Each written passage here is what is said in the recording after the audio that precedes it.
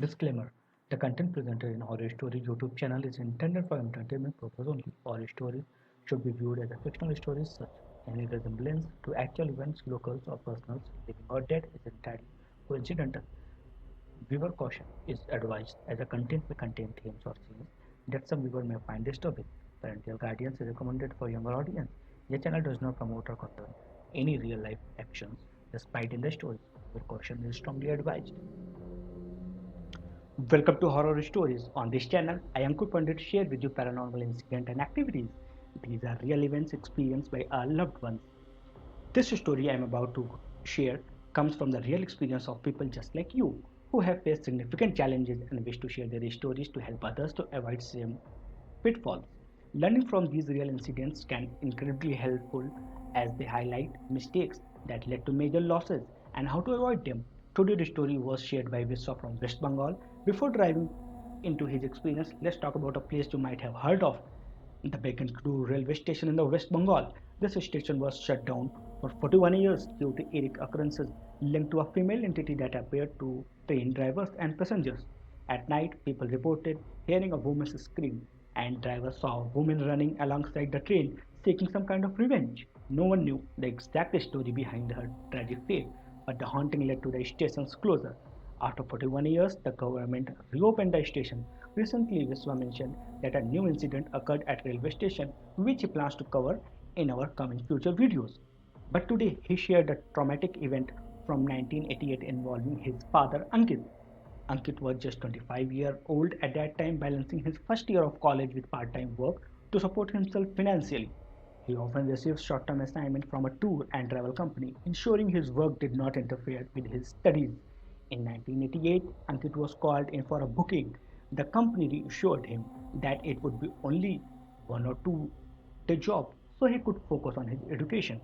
Unaware of what laid ahead, Ankit accepted a job. Little did he know the assignment would lead him to encounter something far beyond the realm of the ordinary, something that would leave him indelible mark on his life.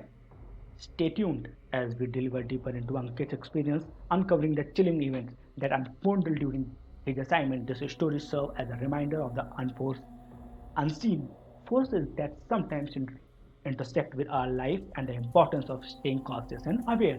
Upon hearing the plan, Ankit thought it would be a good to stay close to his family, so he accepted a booking. The location was an hour and a half away from the Begandur railway station at a place called Ayodhya Pahar, also known as Ayodhya Pahar in West Bengal. This place, as Viswa explained, was notorious for black magic and paranormal activities. It was a location haunted by a history of mass suicides, where many troubled souls had jumped from the cliff, making the hills deeply haunted. Although a popular hill station, people avoided venturing out at night due to its chilling reputation. The tour and travel company gave Ankit a specific instruction. He would leave in the morning, reach the destination by evening, and stay one night with the family. The family planned to explore the hill station, shop, and then return the next day. Ankit picked up the car keys early in the morning and took the family to Ayodhya Pahar, where he checked into the hotel.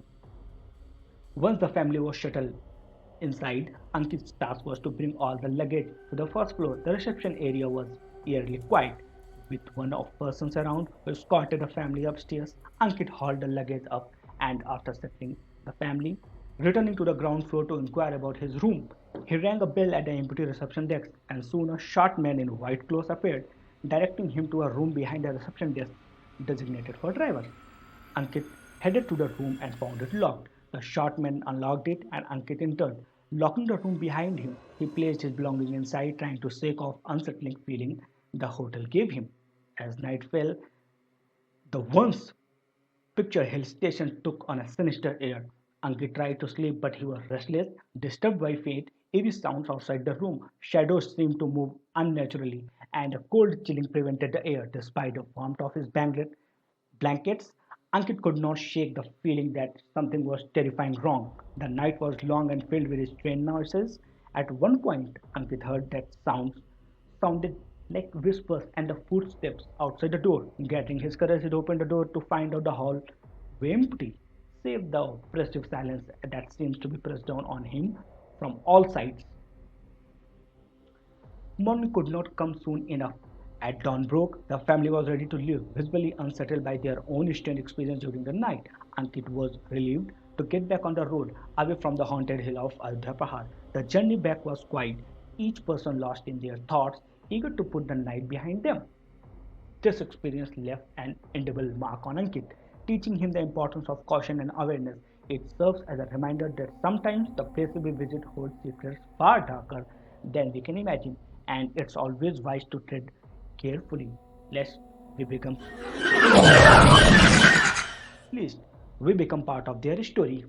After resting on the bed for a while, Ankit freshened up and went upstairs to first floor to join the family. He suggested that they head out for a quick tour before it got too dark. Knowing that it was not safe at night, they all piled into the car, did some shopping, and returned to the hotel by 9:30 or 10 p.m. max.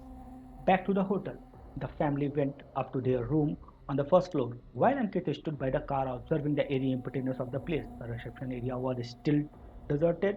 He finally entered the hotel and headed to his room. After a while, he heard some noise coming from the reception, but paid no attention to it. Little did Ankit know the night ahead was going to be unforgettable. He had no idea how haunted this location was.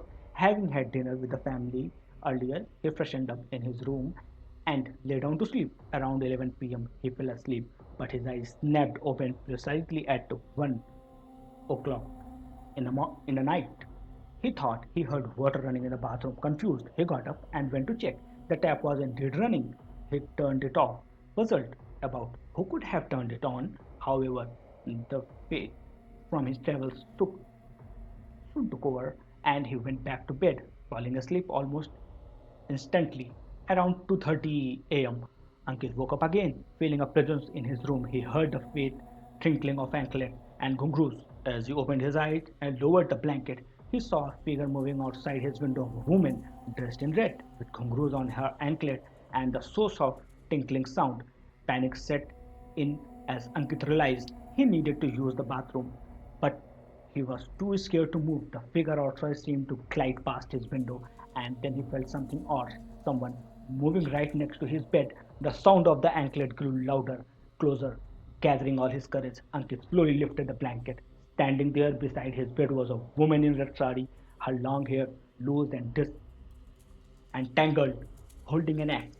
She started blankly at a wall, her presence terrifying and otherworldly. The fear paralyzed Ankit, who lay there silently, not dare to make a sound or move a muscle. The woman continued to stand there, her ghungroos tinkling softly every slight movement. Ankit's mind raced with thought of what she might do next, and he could not bring himself to do anything but watch in terror. This haunting encounter left a permanent scar on Ankit's memory. It was a chilling reminder of the supernatural forces that sometimes dwell in the most unexpected places, turning a simple night into a nightmare that one can never forget. Ankit lay in his bed, unable to move or speak. He later recounted to his family how he felt completely paralyzed, unable to utter a word. Suddenly, that woman turned towards him. Despite his best effort, Ankit could not only manage to cover his face with a blanket. His misfortune was that he could not even remember the Hanuman Chalisa, a prayer that he usually recited. All he could say was, Jai Hanuman Jnana Guna Sagar, Jai Kapishute Lok Ojagar, Jai Hanuman Jnana Guna Sagar. The woman slowly started to move around his room, making Ankit struggle to keep the blanket over his face. He felt too terrified to remove it or leave the room to seek help at the reception. The only thought in his mind was if anyone could save him, it was Lord Hanuman. He kept chanting praises of Lord Hanuman silently, hoping for his protection. Slowly, the woman began to move all his belongings around the room, her actions becoming more aggressive. Ankit could not muster the courage to remove the blanket and comfort her or seek help at the reception. All he could was to continue chanting praise to Lord Hanuman in his mind. The woman's laughter filled the room, airy and unsettling, as if the woman's voice was beginning converted into a man's and back again. Ankit finally managed to inform his family about the nightmare experience he was having, repeating the name of Bajrangbali continuously. Eventually, so exhaustion took over and he felt asleep again. When he woke up at 7:30 in the morning, he rushed to the reception to share his ordeal. The hotel staff was surprised to hear his story, especially since the room 101 where he came come to be stayed had been locked for past 4 months. They also mentioned that the hotelier who was sitting at the reception had seen a man matching Ankit's description allocate the room to him. However, none of the hotel staff has seen anyone like that. The hotelier could not believe it.